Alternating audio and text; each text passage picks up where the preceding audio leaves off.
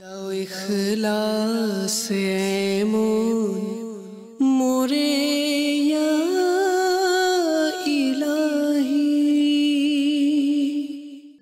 আলহামদুলিল্লাহি রাব্বিল আলামিন ওয়াসসালাতু ওয়াসসালামু আলা সাইয়্যিদিল মুরসালিন আম্মা বা'দ ফাআউযু বিল্লাহি মিনাশ শাইতানির রাজীম বিসমিল্লাহির রহমানির রহিম। সকলে পড়ি আসসালাতু ওয়াসসালামু আলাইকা ইয়া রাসূলাল্লাহ,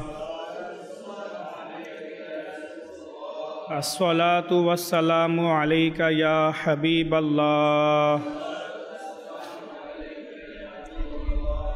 আসসালাতু ওয়াসসালামু আলাইকা ইয়া নবিয়াল্লাহ ওয়া আলা আলিকা ওয়া আসহাবিকা ইয়া নূরাল্লাহ। দুরূদ শরীফের অগণিত ফজিলত এবং বরকত রয়েছে।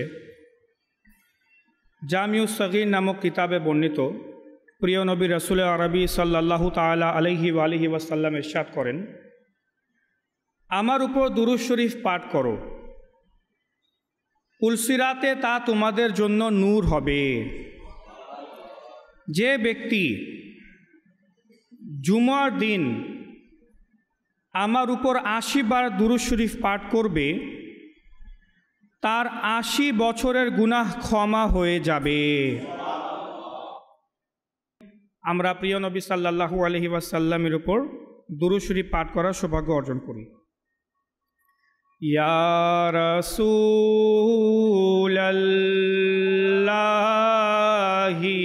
সালামুন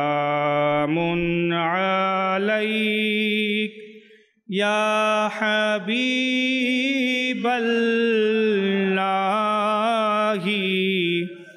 সালামুন আলাইক, ইয়া রাসূলাল্লাহি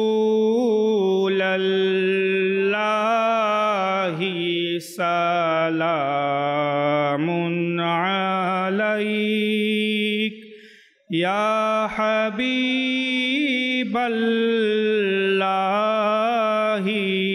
সালামুন আলাইক, আনতা শামসুদ দুহা, আনতা বদরুদ দুজা, আনতা সাদিরুল উলা, আনতা নূরুল হুদা, ইয়া রাসূলাল্লাহি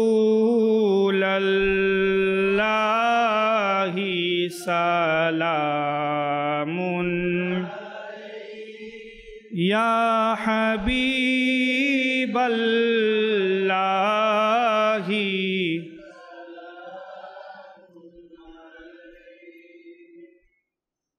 সাল্লু আলাল হাবিব সাল্লাল্লাহু তাআলা আলা মুহাম্মদ সাল্লাল্লাহু আলাইহি ওয়াসাল্লাম সালাতাম ওয়া সালামান আলাইকা ইয়া রাসূলাল্লাহ।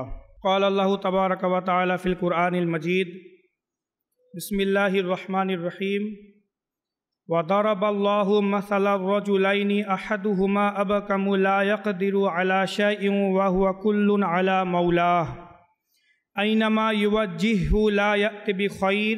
আমাদের প্রিয় নবী রাসূল আরবি হুজুর সাল্লাল্লাহু তাআলা আলাইহি ওয়া আলিহি ওয়াসাল্লামের শাহজাদি হচ্ছে হযরত উম্মে কুলসুম রাদিয়াল্লাহু তাআলা আনহা।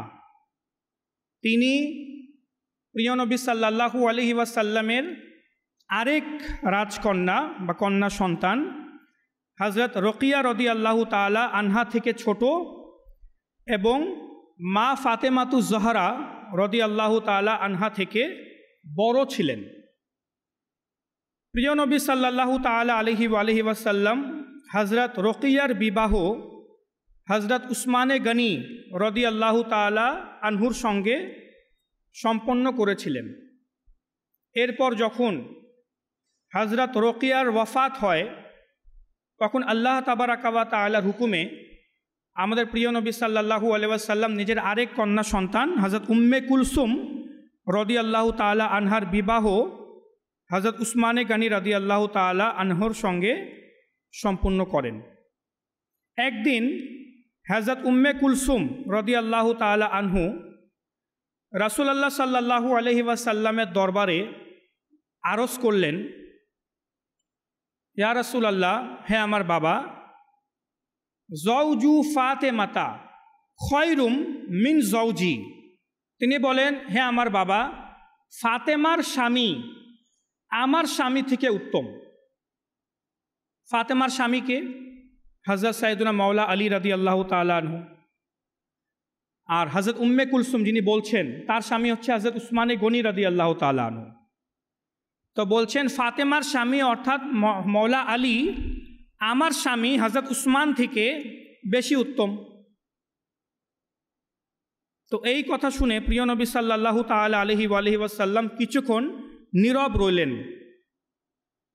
তারপর বললেন, হে আমার শাহজাদি, আমি তোমার বিবাহ এমন এক ব্যক্তির সাথে করেছি যাকে স্বয়ং আল্লাহ এবং তার রসুল ভালোবাসে। উসমান গনি রাদিয়াল্লাহু তাআলা আনহুর ব্যাপারে বলছেন যে আমি তোমার বিবাহ, হে উম্মে কুলসুম, আমি তোমার বিবাহ এমন ব্যক্তির সাথে করেছি যাকে আল্লাহ এবং আল্লাহর রসুল ভালোবাসেন এবং সেও আল্লাহ এবং তার রসুলকে ভালোবাসে। যখন তুমি জান্নাতে পৌঁছাবে তখন তুমি দেখবে যে উসমানের মর্যাদায় আর কেউ পৌঁছাতে পারে নাই। আল্লাহ তাআলা উসমান গনি রাদিয়াল্লাহু তাআলা আনহুকে এমন মর্যাদা দিয়েছে। মনে রাখবেন, সকল সাহাবায়ে কেরামি জান্নাতি। কুরআনুল কারীমে আল্লাহ রাব্বুল আলামিন সকলের ব্যাপারে ইরশাদ করেন, ওয়া কুল্লান ওয়া'আদাল্লাহুল হুসনা। আর আল্লাহ তাবারাকা ওয়া তাআলা সকলের সঙ্গে কল্যাণের প্রতিশ্রুতি দিয়েছেন, সকলকে ওয়াদা দিয়েছেন কল্যাণের। এ হুসনা, কল্যাণ, এর অর্থ কি? মুফাসসিরিনে কেরামগণ বলেন জান্নাত। যে আল্লাহ রাব্বুল আলামিন সকল সাহাবায়ে কেরামের সাথে জান্নাতের ওয়াদা করেছেন, যে সকলকে নির্দ্বিধায় জান্নাত প্রদান করবেন, সকল সাহাবায়ে কেরামকে। এটা কোরআনে পাকের আয়াত, সূরা নিসার। তো সকল সাহাবায়ে কেরাম জান্নাতি, এটা কোরআনে পাকের আয়াত দ্বারা প্রমাণিত। কেউ যদি একজন সাহাবীর ব্যাপারেও সন্দেহ করে ইনি জান্নাতি না, গুনাহগার, জাহান্নামী, দোজকি, তাহলে তার আকীদা নষ্ট, তার ঈমান নষ্ট, সে ধ্বংস। এই বিষয়টি খেয়াল রাখবেন। আচ্ছা, সকল সাহাবায়ে কেরাম জান্নাতি, কিন্তু এই সকল সাহাবায়ে কেরামের মধ্যে খলিফায়ে রাশিদিনের মর্যাদা সবচেয়ে বেশি। খলিফায়ে রাশিদিন কাদেরকে বলে? 4 জন সাহাবায়ে কেরামকে, যারা প্রিয় নবী সাল্লাল্লাহু আলাইহি ওয়াসাল্লামের পর্দা করার পর, ইন্তেকালের পর ইসলামী সাম্রাজ্যের শাসনকর্তা হিসেবে পরিচালনা করেন। সর্বপ্রথম হচ্ছে হযরত আবু বকর সিদ্দিক রাদিয়াল্লাহু তাআলা আনহু, তারপর হযরত উমর ফারুক আজম রাদিয়াল্লাহু তাআলা আনহু, অতঃপর হযরত উসমানে গনি রাদিয়াল্লাহু তাআলা আনহু, এরপর হযরত মওলায়ে কায়নাত হযরত আলীউল মুর্তজা কাররামাল্লাহু তাআলা ওয়াজহুল করিম।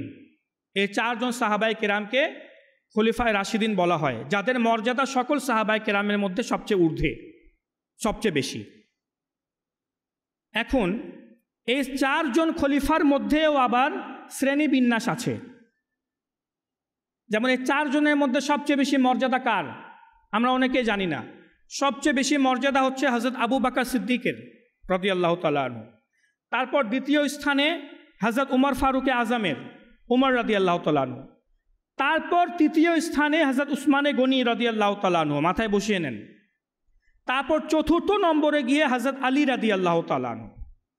কোরআন এবং হাদিস দ্বারা এই বিষয়টি প্রমাণ হয় যে 4 জনের যে মর্যাদা, তাদের যে সম্মান, এভাবে করে শ্রেণী বিন্যাস করা হয়েছে। হযরত আবু বকর, উমর, উসমান এবং তারপর আলী রাদিয়াল্লাহু তাআলা আনহু। আজ আমরা সংক্ষিপ্ত আকারে হযরত উসমানে গনি, ইসলামের তৃতীয় খলিফা হযরত উসমানে গনি রাদিয়াল্লাহু তাআলা আনহুর ব্যাপারে সামান্য ফজিলত এবং শান মর্যাদা শোনার সৌভাগ্য অর্জন করব। হযরত উসমানে গনি রাদিয়াল্লাহু তাআলা আনহুর উরুস মোবারক জিলহজ মাসের, অর্থাৎ এ মাসের 18 তারিখে পালিত হয়। তিনি প্রিয় নবী সাল্লাল্লাহু আলাইহি ওয়াসাল্লামের এক বিশিষ্ট সাহাবী। তিনি 5ম ব্যক্তি হিসাবে ইসলাম ধর্ম গ্রহণ করেন। 5ম নম্বরে তিনি ইসলাম ধর্ম গ্রহণ করেন এই ভূপৃষ্ঠে। তার বহু ফজিলত ও গুণাবলী রয়েছে। হযরত উমর ফারুক আজম রাদিয়াল্লাহু তাআলা আনহুর পর 3য় খলিফা হিসাবে হযরত উসমানে গনি রাদিয়াল্লাহু তাআলা আনহু নির্বাচিত হন এবং প্রায় 12 বছর, কত বছর? 12 বছর অত্যন্ত সুন্দরভাবে ইসলামী খেলাফত পরিচালনা করেন। অবশেষে এই মহামানবকে নির্মমভাবে শহীদ করা হয় মদিনাতুল মুনাওয়ারাতে জিলহজ মাসের 18 তারিখে। আমাদের প্রিয় নবী সাল্লাল্লাহু তাআলা আলাইহি ওয়াসাল্লামের হাদিসে মোবারকা হযরত উসমানে গনি রাদিয়াল্লাহু তাআলা আনহুর শানে, যা মুসনাদুল ফিরদৌসের হাদিসে মোবারকা, প্রিয় নবী ইরশাদ করেন, কাল কিয়ামতের দিন 70,000 মানুষ এমন থাকবে যাদের উপর জাহান্নাম অবধারিত হয়ে যাবে। তারা দোজখে যাবেই, তাদের উপর দোজখে যাওয়া ওয়াজিব হয়ে যাবে। এই 70,000 এমন থাকবে। তো হযরত উসমানে গনি রাদিয়াল্লাহু তাআলা আনহুর শান এবং মর্যাদা হচ্ছে এই 70,000কে তিনি সুপারিশ করে জান্নাতে নিয়ে যাবেন। যাদের উপর জাহান্নাম ওয়াজিব হয়ে যাবে তাদেরকে সুপারিশ করে তিনি জান্নাতে নিয়ে যাবে। হযরত উসমানে গনি রাদিয়াল্লাহু তাআলা আনহুর ফজিলত। এবং তার আরেকটি ফজিলত হচ্ছে যে হযরত উসমানে গনি রাদিয়াল্লাহু তাআলা আনহুর একটি বৈশিষ্ট্য যে প্রিয় নবী সাল্লাল্লাহু তাআলা আলাইহি ওয়াসাল্লামের 2 শাহজাদি, 2 কন্যা সন্তান একের পর এক হযরত উসমানে গনি রাদিয়াল্লাহু তাআলা আনহুর বিবাহ বন্ধনে আবদ্ধ হয়েছেন। এই ফজিলত সমস্ত সৃষ্টির মধ্যে আর অন্য কাউকে দান করা হয়নি।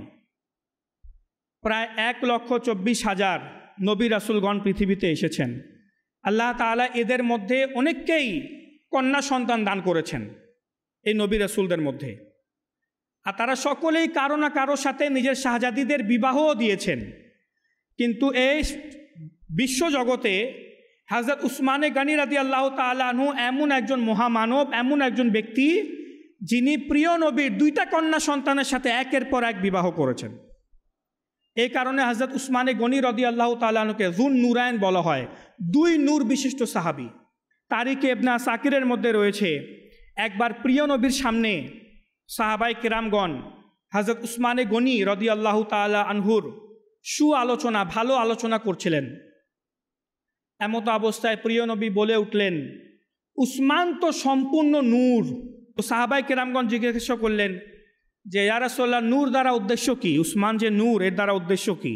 তো প্রিয় নবী সাল্লাল্লাহু আলাইহি ওয়াসাল্লাম ইরশাদ করেন, আমি একে একে আমার 2 কন্যাকে উসমানের সাথে বিবাহ দিয়েছি। এই কারণে আল্লাহ তাবারাকা ওয়া তাআলা উসমানকে যুন নুরাইন উপাধি দ্বারা ভূষিত করেছেন এবং জান্নাতেও উসমানে গনির নাম হচ্ছে যুন নুরাইন। আচ্ছা, বিবাহ করেছে প্রিয় নবীর 2টা কন্যা সন্তানকে, কিন্তু বলা হচ্ছে তাকে 2 নূরওয়ালা। তো এর দ্বারা বোঝা গেল যেভাবে প্রিয় নবী নূর, প্রিয় নবীর শাহজাদিরাও নূর, প্রিয় নবীর বংশও নূর, প্রিয় নবীর পরিবার পরিজন বংশধর সকলেই নূর। এই কারণে উসমানে গনির সম্পর্কে যেহেতু প্রিয় নবীর 2 কন্যা সন্তানের সাথে হয়ে গিয়েছে, আর ও 2 কন্যা সন্তান নূর, তাই বলা হচ্ছে 2 নূরওয়ালা সাহাবী, 2 নূর বিশিষ্ট সাহাবী। এই হচ্ছে হযরত উসমানে গনি রাদিয়াল্লাহু তাআলা আনহুর শান এবং মর্যাদা। তো হযরত উসমানে গনি রাদিয়াল্লাহু তাআলা আনহু কোনো সাধারণ সাহাবী নয়। কোরআনে পাকের অসংখ্য আয়াতে মুবারাকা হযরত উসমানে গনি রাদিয়াল্লাহু তাআলা আনহুর শানে অবতীর্ণ হয়েছে। আমি বয়ানের শুরুতে যে আয়াতে মুবারাকা তেলাওয়াত করেছি তা হচ্ছে সূরা নাহালের 76 নম্বর আয়াত। আর এই আয়াতেও আল্লাহ রাব্বুল আলামিন হযরত উসমানে গনি রাদিয়াল্লাহু তাআলা আনহুর শান মর্যাদা বয়ান করছেন। কিভাবে? প্রথমে আয়াতটি শুনি। আল্লাহ রাব্বুল আলামিন কোরআনে পাকে ইরশাদ করছেন, বিসমিল্লাহির রহমানির রহিম, ওয়া দরাবাল্লাহু মাসালার রাজুলাইন। এবং আল্লাহ তাআলা উপমা বয়ান করছেন, আল্লাহ তাআলা উদাহরণ দিচ্ছেন 2 জন পুরুষের। হযরত আব্দুল্লাহ ইবনে আব্বাস রাদিয়াল্লাহু তাআলা আনহু, যিনি অনেক বড় বিশিষ্ট মুফাসসির, তিনি বলেন যে প্রথম ব্যক্তি 2 জন পুরুষের উদাহরণ দেওয়া হচ্ছে। তো প্রথম ব্যক্তি হচ্ছেন হযরত উসমানে গনি রাদিয়াল্লাহু তাআলা আনহু, এবং দ্বিতীয় ব্যক্তি হচ্ছে একজন গোলাম যে অমুসলিম ছিল। কি ছিল? অমুসলিম, তার ঈমান ছিল না। এখন আল্লাহ রাব্বুল আলামিন পরবর্তীতে ইরশাদ করছেন, আহাদুহুমা আবকামু, এই দুইজন পুরুষ যাদের উদাহরণ আমি দিচ্ছি, এই দুইজন পুরুষের মধ্যে একজন হচ্ছে বোবা। আহাদুহুমা আবকামু, তাদের দুইজনের মধ্যে একজন হচ্ছে বোবা। লা ইয়াকদিরু আলা শাইইন, সে কোনো কাজ করার ক্ষমতাই রাখে না, তার কোনো কাজ করার ক্ষমতা নাই, শক্তি নাই। ওয়াহুয়া কুল্লুন আলা মাওলাহ, সে এমন অযোগ্য যে নিজের মালিকের উপর বোঝা স্বরূপ, বোঝা, কোনো কাজের না। আইনামা ইউওয়াজ্জিহু লা ইয়াতি বিখাইর, কোরআনের আয়াত। তাকে যদি কোনো জায়গায় পাঠানো হয় তো সে কোনো কাজ করে আসতে পারে না। তার মালিক গোলামকে যদি কোনো কাজের জন্য পাঠায় যে অমুক কাজ করে আসো, সে ভালোভাবে সে কাজ করে আসতে পারে না। এটা হচ্ছে এক প্রকারের মানুষ, এক প্রকারের ব্যক্তি। তার তো ঈমান নেই, অমুসলিম, তার উপর দিয়ে কোনো কাজেরও না, বোবা, কোনো কাজ করার ক্ষমতা নাই। তার মালিক যদি তাকে কোনো কাজের জন্য পাঠায় যে অমুক কাজ করে আসো, সে কাজও ভালোভাবে করতে পারে না, মানে মালিকের জন্য বোঝা স্বরূপ, বোঝা, এমন একজন ব্যক্তি সে। এটা হচ্ছে প্রথম ব্যক্তি।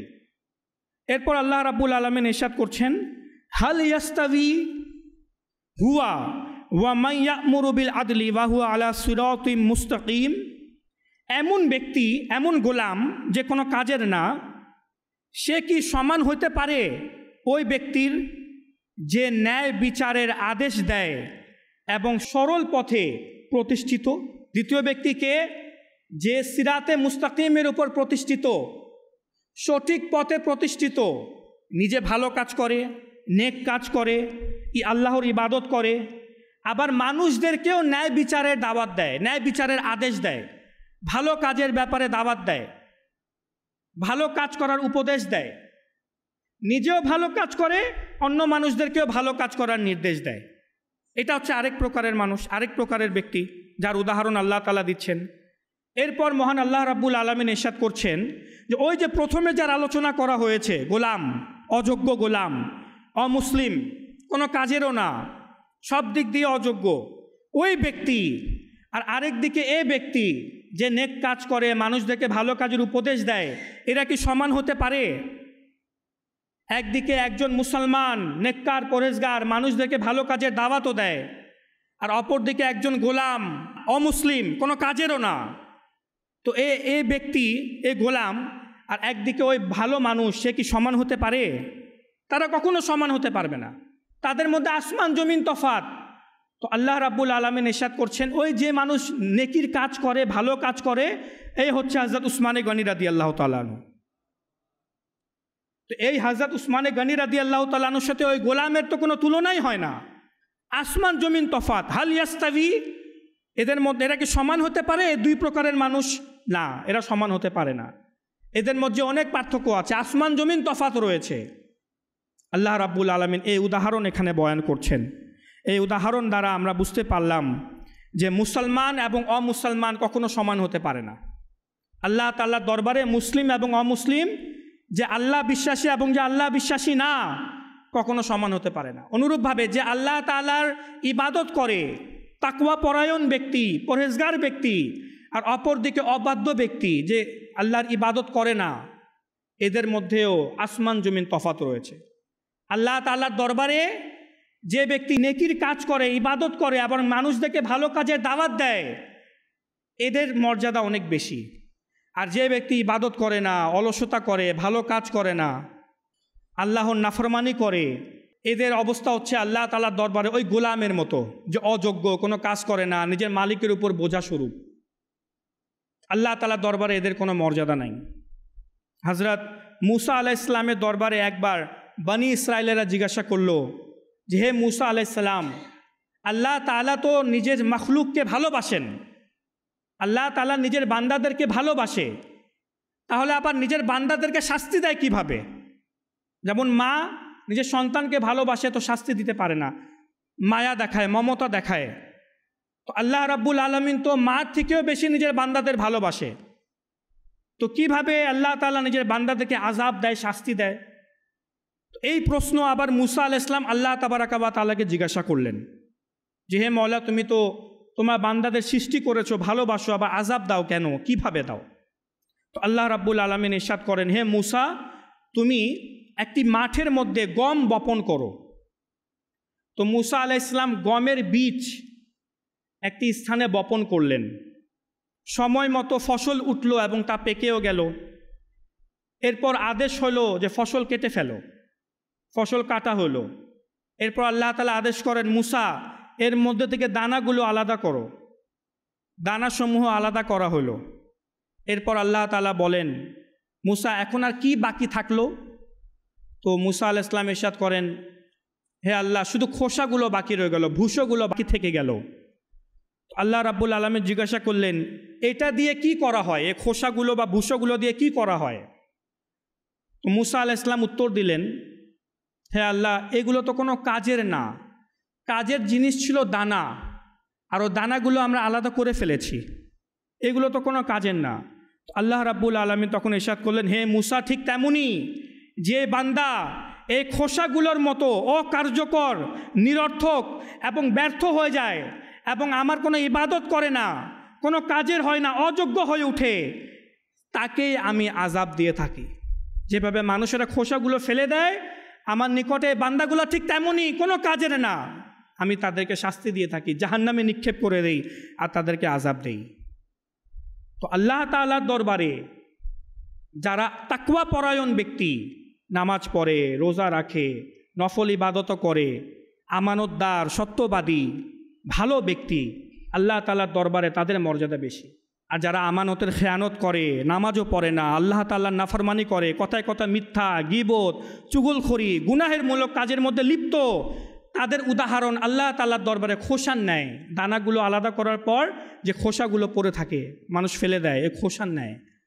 তাই আমরা দেখি যে আমরা কোন ক্যাটাগরির মধ্যে পড়ি। আমরা কি ওই দানার মতো, বীজ থেকে দানা, ফসল থেকে দানা আলাদা করার পর যে দানার মূল্য থাকে, আমরা কি সে দানার মতো, নাকি আমরা সে খোসার মতো যার আল্লাহ তাআলার দরবারে কোনো মূল্য নাই?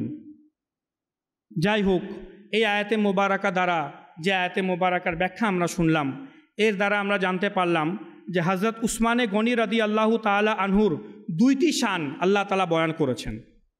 এক হচ্ছে তিনি নিজেও নেকির কাজ করতেন, ভালো কাজ করতেন, সিরাতে মুস্তাকিমে প্রতিষ্ঠিত ছিলেন, এবং দ্বিতীয় হচ্ছে তিনি মানুষদেরকেও ভালো কাজের উপদেশ দিতেন, মানুষদেরকে ভালো কাজে দাওয়াত দিতেন। এখন আসুন হযরত উসমানে গনি রাদিয়াল্লাহু তাআলা আনহুর চরিত্রের ব্যাপারে আমরা শুনি। আমার প্রিয় নবী সাল্লাল্লাহু তাআলা আলাইহি ওয়াসাল্লাম একদা নিজের শাহজাদি রোকিয়াকে জিজ্ঞাসা করেন, যেহেতু রোকিয়া রাদিয়াল্লাহু তাআলা আনহার সাথে উসমানে গনির বিবাহ হয়েছিল। তো রোকিয়া রাদিয়াল্লাহু তাআলা আনহাকে জিজ্ঞাসা করেন, হে রোকিয়া, তুমি উসমানকে কেমন পেয়েছো, স্বামী হিসাবে তুমি কেমন পেয়েছো? তো হযরত রোকিয়া রাদিয়াল্লাহু তাআলা আনহা ইরশাদ করেন যে, হে আমার বাবা, ইয়া রাসূলুল্লাহ, উসমান অনেক শ্রেষ্ঠ একজন মানুষ। স্ত্রী বলছে স্বামীর ব্যাপারে যে উসমান অনেক শ্রেষ্ঠ একজন মানুষ। আমার প্রিয় নবী সাল্লাল্লাহু আলাইহি ওয়াসাল্লামের হাদিসে মোবারকা যে তোমাদের মধ্যে উত্তম পুরুষ সেই ব্যক্তি যে নিজের স্ত্রীর কাছে বা স্ত্রীর সাথে উত্তম। অনেক এরকম স্বামী বা হাজব্যান্ডরা আছে, স্ত্রীর সাথে ভালো আচরণ করে না, স্ত্রীর সাথে ধমক দিয়ে কথা বলে, গালিগালা সহকারে কথা বলে, স্ত্রীকে ঘরের চাকরানি বানিয়ে নেয়, স্ত্রীকে ঘরের চাকরানির মতো আচরণ করে স্বামী। আর স্বামীর অনুমতির কারণে ঘরের লোকজন, বাবা মা ভাই বোন, সবাই স্বামীকে, তার স্বামীর স্ত্রীর সাথে স্ত্রীর মতো আর আচরণ করে না, ভাবির মতো আচরণ করে না, যে সম্মান এবং মর্যাদা তাকে দেওয়া উচিত তা দিতে পারে না, বরং চাকরানির মতো ব্যবহার করে। তো উত্তম পুরুষ সেই ব্যক্তি যে নিজের স্ত্রীর কাছে উত্তম, আর সবচেয়ে খারাপ সেই ব্যক্তি যে নিজের স্ত্রীর সাথে উত্তম না, খারাপ। তো এই বিষয়ে আমরা দেখি হযরত উসমানে গনির আচরণ, যে স্ত্রী বলছেন যে তিনি তো শ্রেষ্ঠ একজন মানুষ। তো প্রিয় নবী সাল্লাল্লাহু তাআলা আলাইহি ওয়াসাল্লাম ইরশাদ করেন যে, হে আমার শাহজাদি, উসমানকে খুব সম্মান করবে, আকরিমিহি, তাকে সম্মান করবে, ফা ইন্নাহু মিন আশবাহি আসহাবি বি খুলুকান, কারণ তার আচার আচরণ এবং চরিত্র এবং আখলাকের সাথে আমার আচার আচরণ এবং চরিত্রের অনেক মিল রয়েছে। উসমানের চরিত্রের সাথে আমার চরিত্রের অনেক মিল আছে, সাদৃশ্য আছে, তাকে খুব সম্মান করবে। আপনি জানেন আল্লাহ তাআলা কোরআনে পাকের মধ্যে হযরত উসমানে গনি রাদিয়াল্লাহু প্রিয় নবী সাল্লাল্লাহু আলাইহি ওয়াসাল্লামের চরিত্রকে মহান চরিত্র বলেছেন। ইন্নাকা লা আলা খুলুকিন আযীম, হে আমার হাবিব, আপনার চরিত্র হচ্ছে মহান, আপনি মহান চরিত্রের উপর প্রতিষ্ঠিত আছেন। তো যার চরিত্রকে মহান আল্লাহ সৃষ্টিকর্তা মহান বলেছে, তিনি বলছেন যে উসমানের চরিত্র সাদৃশ্য আমার সাথে, উসমানের চরিত্র এত ভালো, এত সুন্দর। এখন আমরা কিভাবে বুঝবো যে আমাদের চরিত্র ভালো নাকি খারাপ? এক সাহাবী প্রিয় নবী সাল্লাল্লাহু আলাইহি ওয়াসাল্লামকে জিজ্ঞাসা করলেন, ইয়া রাসূলুল্লাহ, আমি ভালো কাজ করি না খারাপ কাজ করি, এটা কিভাবে বুঝবো?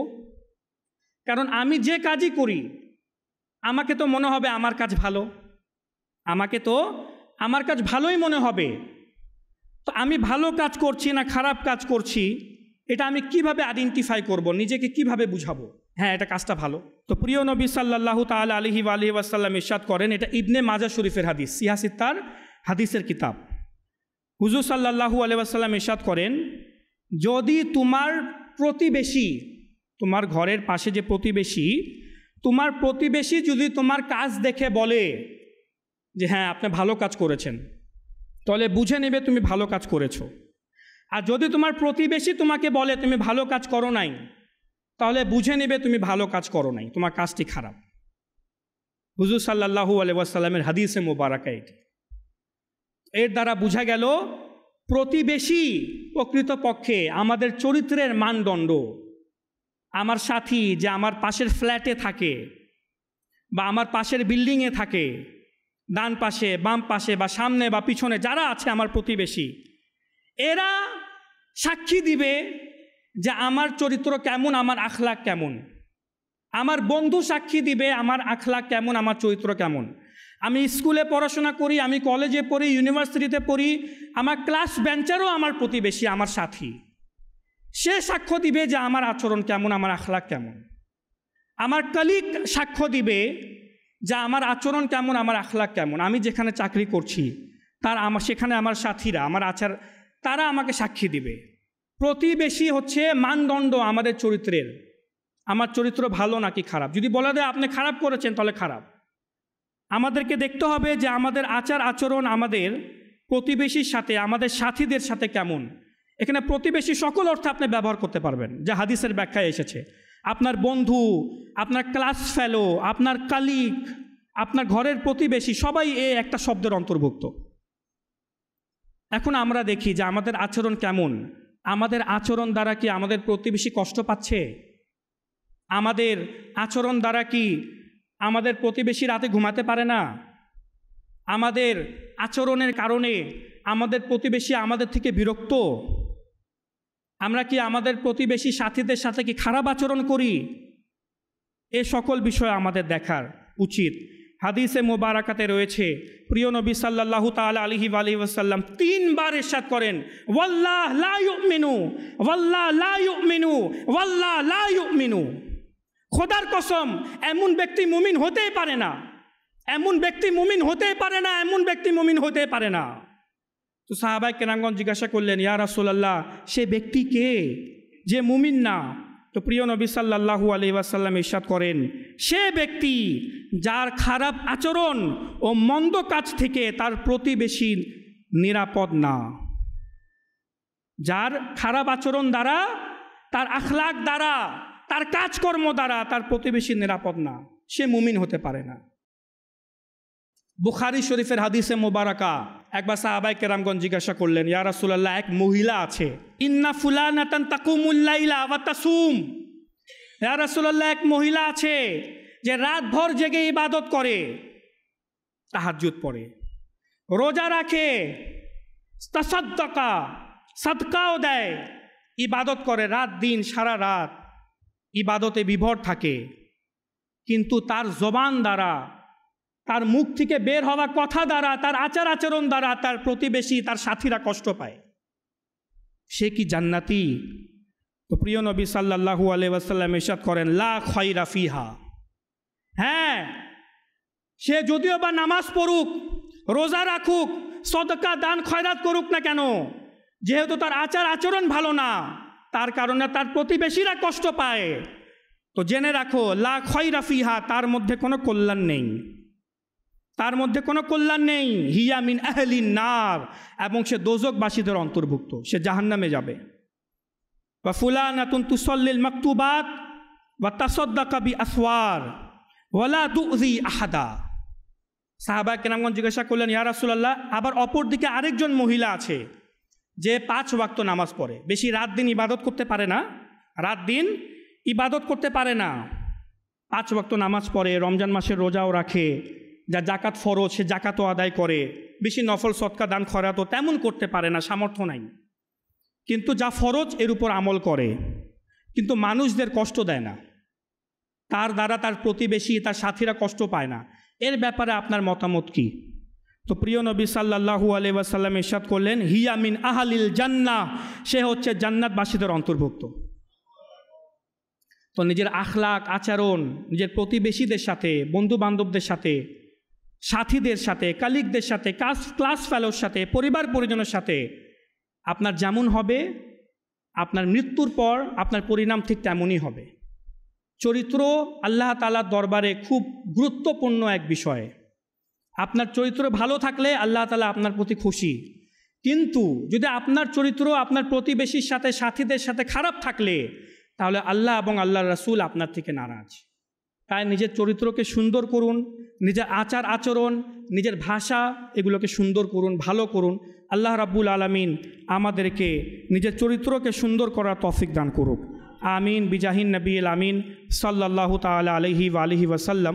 সাল্লু আলাল হাবিব সাল্লাল্লাহু তাআলা আলা মুহাম্মদ সাল্লাল্লাহু আলাইহি ওয়াসাল্লাম। দাও ইখলাস এমন